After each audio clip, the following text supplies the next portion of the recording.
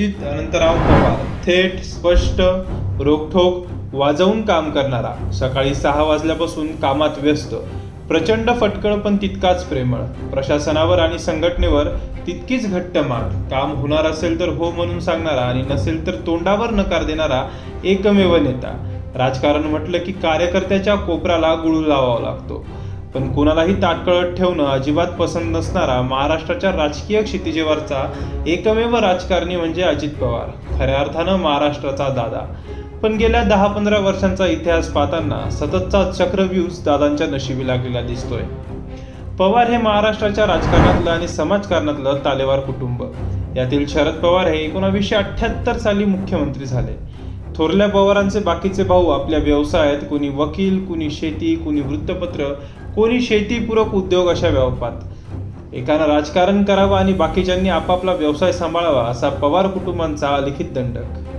पवारांच्या दुसऱ्या पिढीत अजित पवार राजकारणात आले आणि बाकीच्या भावंडांनी आपापला व्यवसाय सांभाळला. सकाळ समूहाचे अभिजित पवार सोडले तर श्रीनिवास पवार, राजेंद्र पवार ही नावं अगदी अलीकडेपर्यंत कुणाला ठाऊकही नव्हती.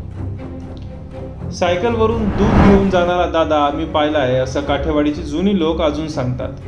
1959 साली जन्मलेले अजित पवार 1982 साली साखर कारखान्याच्या माध्यमातून राजकारणात आले आणि 1991 साली पुणे जिल्हा सहकारी बँकेचे अध्यक्ष झाले.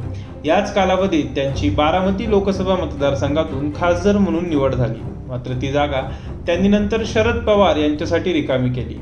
नंतर ते बारामती मतदारसंघातून आमदार झाले. बारामती विधानसभा मतदारसंघातून ते सातत्याने आमदार राहिले आणि मंत्रिपद त्यांच्याकडे येत गेली. 1991 ते 92 या काळात सुधाकरराव नाईक यांच्या मंत्रिमंडळात ते कृषी राज्यमंत्री होते. 1992 साली त्यांच्यावर मृदा संधारण, ऊर्जा आणि नियोजन राज्यमंत्री म्हणून जबाबदारी सोपवण्यात आली. शरद पवार तेव्हा मुख्यमंत्री होते. 1999 पासून त्यांच्याकडे कॅबिनेट मंत्रिपद आली. 1999 साली सिंचन, 2003 साली ग्रामीण विकास मंत्रालयाचा अतिरिक्त कार्यभार, 2004 साली जलसंपदा, 2009 साली जलस्रोत, 2019 अर्थमंत्री आणि 2023 पासून पुन्हा उपमुख्यमंत्री अशी खाती त्यांनी सांभाळली.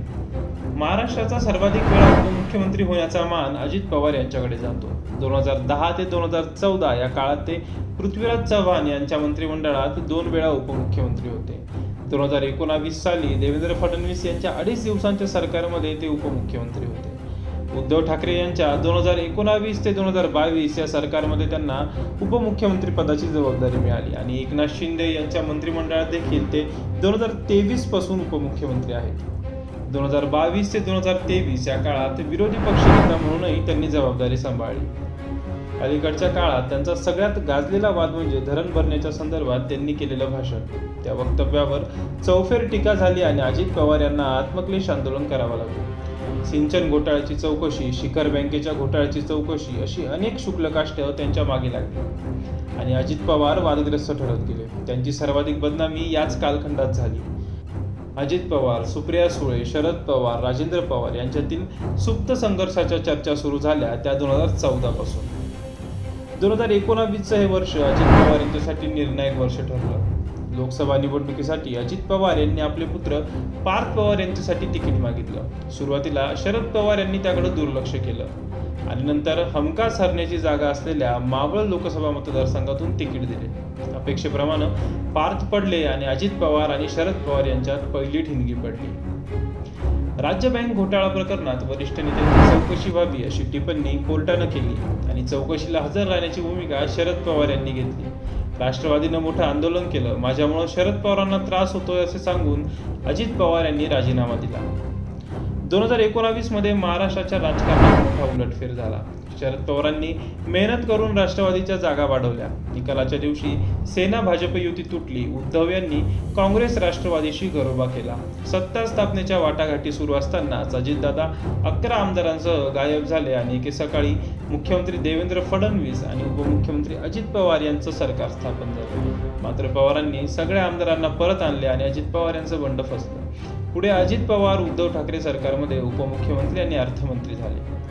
शिवसेना नेते एकनाथ शिंदे यांनी उद्धव ठाकरे यांचे नेतृत्व झुगारले आणि शिंदे फडणवीस सरकार 2022 साली सत्तेत आले. 2022 ते 2023 या काळात अजित पवार विरोधी पक्षनेते होते. मे 2023 मध्ये शरद पवार यांनी राजकारणातून निवृत्त होण्याची घोषणा केली आणि हल्लकल्लोळ झाला. पवारांनी निवृत्त व्हावं आणि नव्या नेतृत्वाच्या हाती धुरा द्यावी अशी अजित पवार यांची भूमिका होती. मात्र अन्य नेत्यांनी वेगळी भूमिका घेतल्यामुळं धुरा शरद पवार यांच्याकडेच राहिली आणि एके दिवशी अजित पवार 40 आमदारांसोबत सरकारमध्ये सहभागी झाले. राष्ट्रवादी हा पक्ष आणि घड्याळ चिन्ह हे देखील अजित पवार यांच्याकडे आलं. लोकसभा निवडणुकीत अजित पवार यांनी 4 जागा लढवल्या. स्वतःच्या पत्नी सुनेत्रा पवार यांना बारामतीत सुप्रिया सुळे यांच्या विरोधात लढवले. याच काळात राज्य बँकेच्या घोटाळ्यात अजित पवार आणि सुनेत्रा पवार यांना क्लीन चिट मिळाली. सुनेत्रा पवार पराभूत झाल्या. पुढे त्यांची राज्यसभेवर निवड झाली. मात्र त्यांच्या क्लीन चिटला आता अण्णा हजारे यांनी आव्हान दिलं. महाराष्ट्रात महायुतीच्या पराभवाला अजित पवार यांच्याशी युती कारणीभूत आहे. या युतीनं भाजपची ब्रँड व्हॅल्यू कमी केली असा आरोप ऑर्गनायझर या संघाच्या मुखपत्रात करण्यात आला. त्यामुळे नवे प्रश्न निर्माण झालेत. अजित पवार यांच्या मागे लागलेली चौकशीची शुक्ल काष्ट नव्याने पुन्हा सुरू होत आहेत का? भाजपसाठी दादांची उपयुक्तता संपली आहे का?